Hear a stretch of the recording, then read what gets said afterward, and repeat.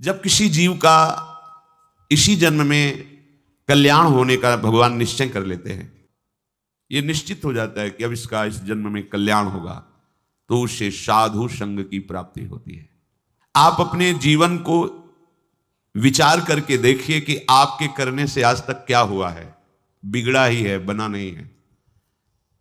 ये इसलिए विचार कीजिए कि आप अहंकार रहित होकर प्रभु की कृपा का आश्रय लेकर हृदय से प्रभु के चरणों का सहारा ले लीजिए, बच जाओगे, दुख से बच जाओगे।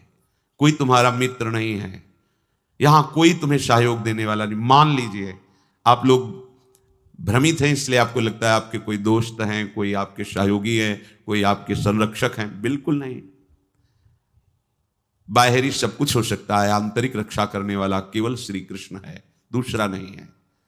सच्ची मानिए उन पर बड़ी कृपा है, जिनको पग पर धोखा मिलता है, प्रतिकूलता मिलती है, तो उनको असलियत समझ में आ जाती है, फिर वो सत्य की तरफ मुड़ते हैं, उन्हें साधु समागम मिलता है और वो सत्य में प्रतिष्ठित हो जाते हैं।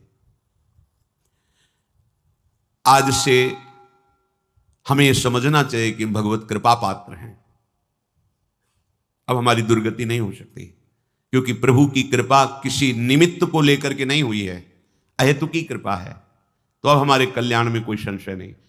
सच्ची मानिए, ये विश्वास करोगे तो हो जाएगा। विश्वास करो, ये जादू की बात है। कुछ भी हो, मेरे में सामर्थ्य तो नहीं, मैं तो अधम हूं, नीच हूं, पर मेरे प्रभु बड़े कृपालु हैं, मेरा निश्चित इस जन्म में कल्याण हो जाएगा, पक्का हो जाएगा। आप विश्वास कीजिए। आप हर समय अपने भाग्य को सराहिए। मैं प्रभु का शरणागत हूं, अहो भाग्य मेरे, प्रभु ने मुझे स्वीकार कर लिया। अगर स्वीकार किया ना होता तो मुझे साधु संग ना मिलता। तो भगवान कृपा करके संत समागम दे दीजिए। संत समागम में ऐसी महिमामयी चर्चा होती है प्रभु की कि उसका चित्त संसार के भोगों से विरक्त होकर भगवान में आसक्त हो जाता है।